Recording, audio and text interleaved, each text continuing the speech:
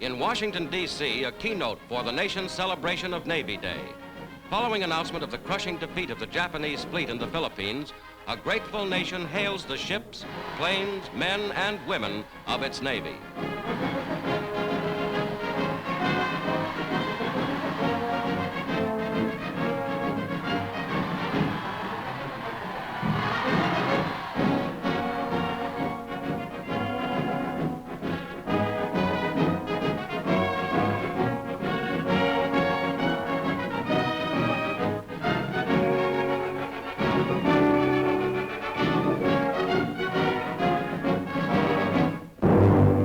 The mighty new battleship Iowa has now joined the United States Navy in active duty.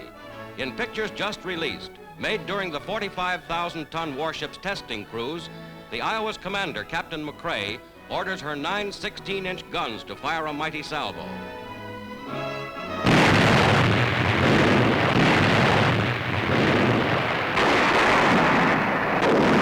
Anti-aircraft batteries open up, a powerful contribution to the United Nations navies.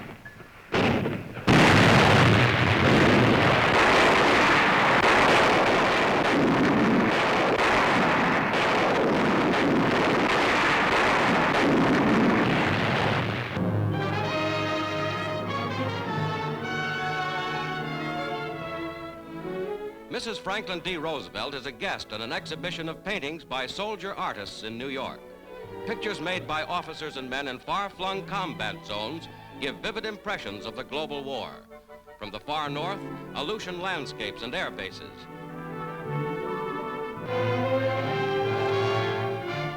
This Army art exhibit interprets battlefront experiences to those at home, as here, an open-air bath on the Anzio beachhead in Italy.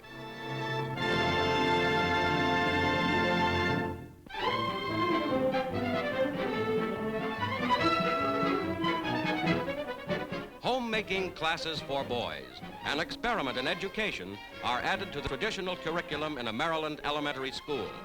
In sewing class, once reserved strictly for girls, the boys learn skills that will always be useful.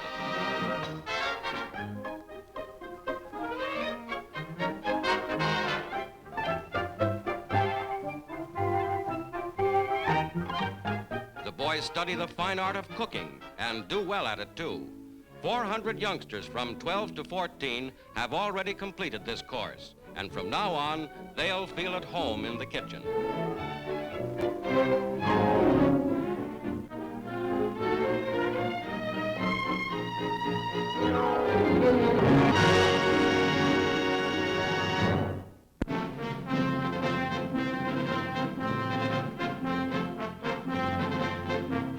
Men of the United States Marine Corps during the past year have carried their banners across the Pacific into the strongholds of a stubborn and a vicious enemy. They have assaulted coral reefs and jungle beaches, have pursued the enemy through swamps and over mountains and in dugouts and caves. They have attacked the Japanese with every weapon, rifle and small arms, rocket and cannon, tank and plane.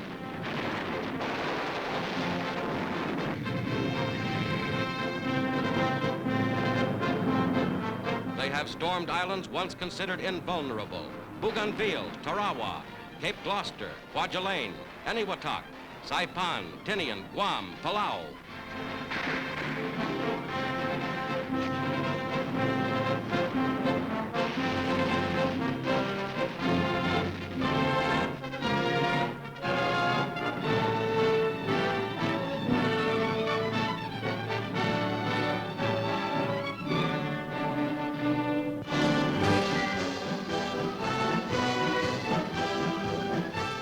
Now the Marine Corps marks its 169th anniversary, a proud date for a service that has been always in the forefront of its country's battles. Their irresistible fighting advance to the very threshold of the enemy's empire deserves tribute. As the Marines enter their 4th year of war, their hearts turn toward home, but every step takes them further from home. there will be no celebration for them until there is peace throughout the world. For they have paid a price in suffering, toil, and death to keep high the ideals of honor, justice, and decency for which they fight.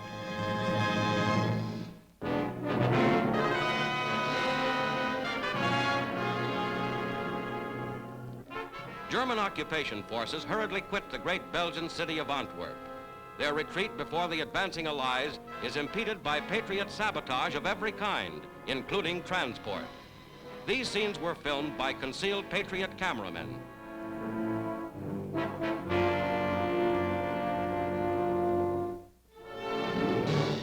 Out of a window comes the first Belgian flag as advance forces of the British Second Army enter the city.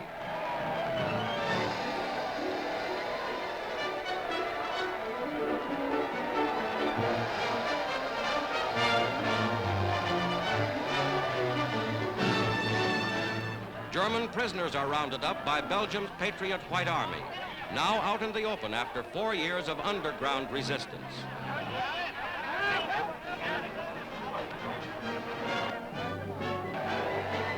Antwerp, the best port on the European continent, is practically unharmed.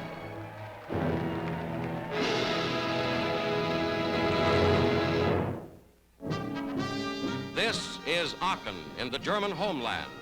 American planes come overhead to pound the resisting city with more than 100 tons of bombs.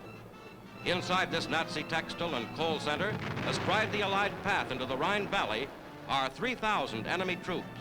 Refusing to surrender at first, they had to be blasted out.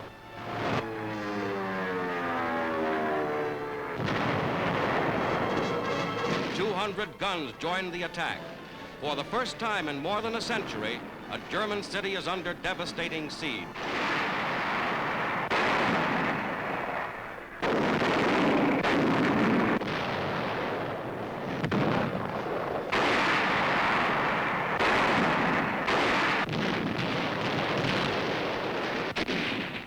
After a 2-day hammering, men of General Hodge's American First Army move into Aachen.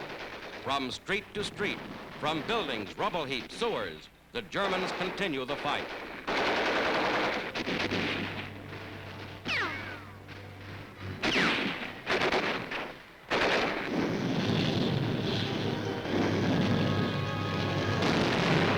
Slowly, against heavy resistance all the way, the Yanks move in. 6 German counterattacks have been broken outside the city.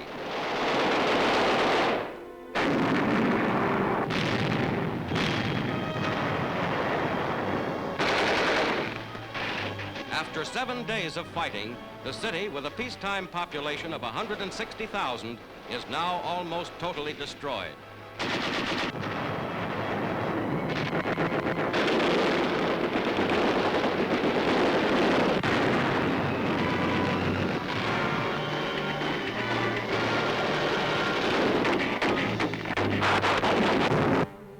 This is Aachen, first large Nazi city to be captured by United States troops.